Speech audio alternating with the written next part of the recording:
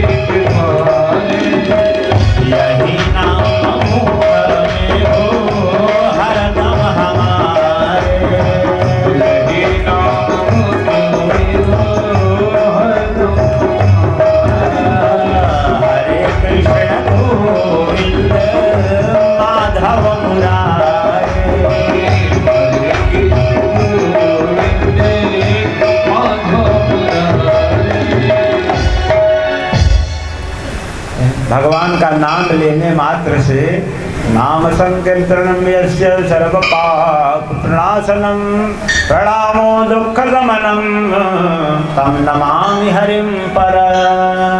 भगवान का नाम लेने मात्र से बड़े बड़े पापी अघी तर गए हैं। नाम संकीर्तनम, नाम संकीर्तन की महत्ता बता रहे हैं। परीक्षित जी को सुखदेव जी ने बताया कि आज जो है 4 दिन हो गया, आप न कुछ खाए न कुछ पिए। ऐसा कर लिए कुछ खाइए पीजिए, कथा तो चलती ही रहेगी।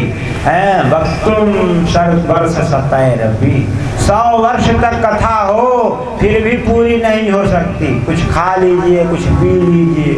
अरे कहे नहीं महाराज, आपके मुखों से अमृतमयी कथा का जो रसास्वादन कर रहे हैं उसी से मैं तृप्त हूँ और कुछ इच्छा नहीं है। कथा आप केवल श्रवण करावें और भगवान नाम की और महिमा बतावें।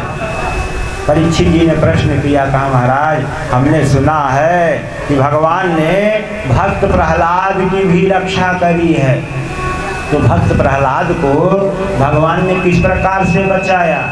ये कथा यदि भगवत संबंधी है, भक्ति ज्ञान वैराग्य को बढ़ाने वाली है तो हमें अवश्य श्रवण कराएं।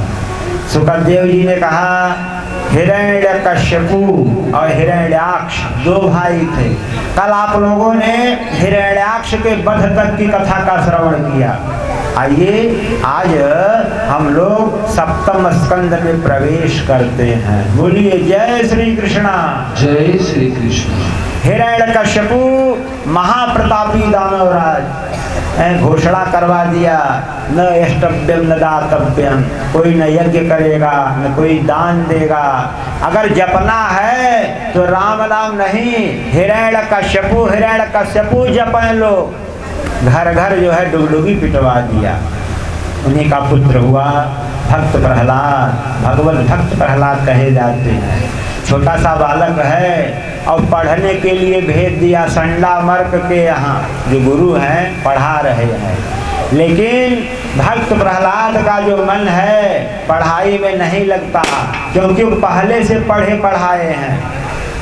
जिस समय हिरण्यकश्यपु तपस्या करने के लिए गया तो कयाधु के गर्भ में पेट में भक्त प्रहलाद थे। उसी समय इंद्र आए और उसकी पत्नी को चुरा करके लेके भागने लगे।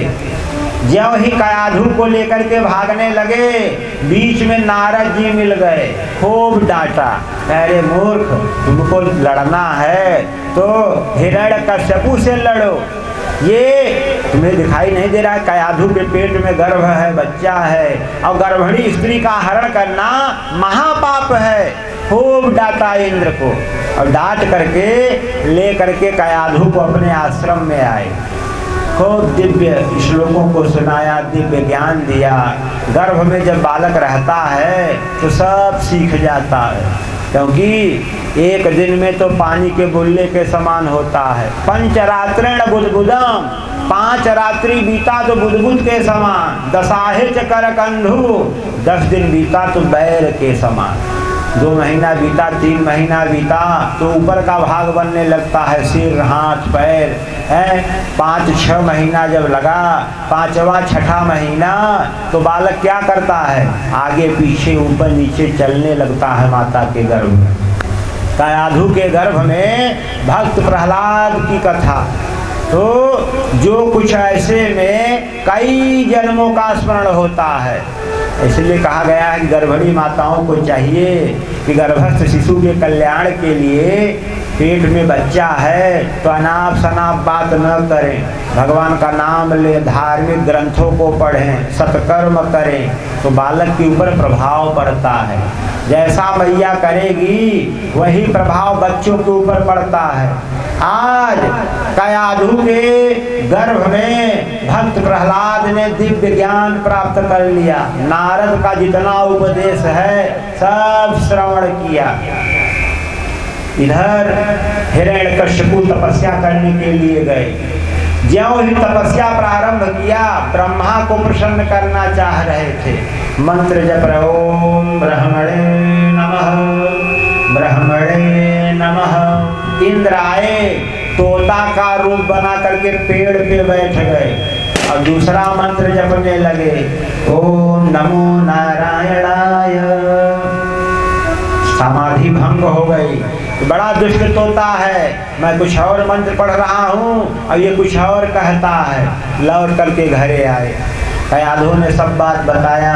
फिर से गए तपस्या करने, एक पैर पे खड़े होकर के तपस्या किया, धुआं पी करके तपस्या किया। यहाँ तक लिखा है कि कठोर तपस्या, अंगूठे के बल खड़े होकर के साधना किया। ब्रह्मा जी प्रसन्न हो गए, कहे भैया इतनी कठोर तपस्या क्यों कर रहे हो, वरदान मांगो। वरम ब्रूहि वरम ब्रूहि, और वरम ब्रूहि वरम वरम। हाथ जोड़ करके खड़ा हुआ, कहे महाराज आप प्रसन्न हैं? कहे हाँ हाँ प्रसन्न हूँ, मांगो।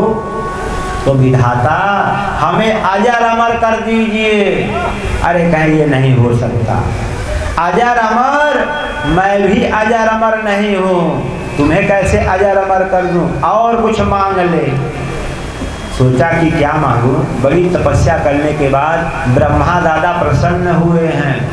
मन में आया महाराज एक काम करिए, हमें वरदान दे दीजिए, न दिन में मरूं न रात में मरूं, न नर से मरूं न बानर से मरूं, न घर में मरूं न बाहर में मरूं, न अस्त्र से मरूं न शस्त्र से मरूं। यहाँ तक कि ब्रह्मा के द्वारा बनाए गए, विधाता के द्वारा रचे गए किसी जीव से मेरी मृत्यु न हो। कहे हाँ हाँ ठीक है, और कुछ मांग लो। कहे महाराज ये जो आपने 12 महीना बनाया है, 12 महीने में मेरी मृत्यु न हो। तथास्तु कह करके ब्रह्मा अंतर्धान हो गए।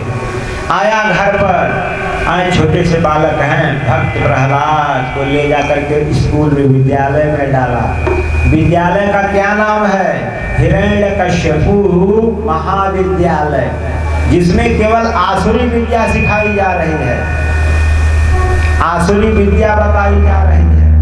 थोड़ा सा कमाई रखिए, बहुत ज़्यादा नहीं रहेगा तो ठीक है, आवाज़ साफ रहे, सीटी उटी न दे। बोलिए जय श्री कृष्णा। आसुरी विद्या का ज्ञान दिया जा रहा है। आज संड और वर्क बच्चों को पढ़ा रहे हैं, कैसे लूट करना है, कैसे खसोट करना है, कैसे जो है देवताओं को परास्त करना है, सब विद्या बताई गई। हिरण्यकश्यपु आया और भक्त प्रहलाद को गोदी में उठा लिया। कहा बेटा आपने क्या पढ़ा, कुछ पढ़ा है? तो बताया। कहे पिताजी पूछ रहे हैं क्या पढ़ा, तो मैं बता रहा हूँ। मैंने यही पढ़ा है कि जीव अपना कल्याण चाहे तो एकांत में जा करके समय निकाल करके भगवान का भजन करे।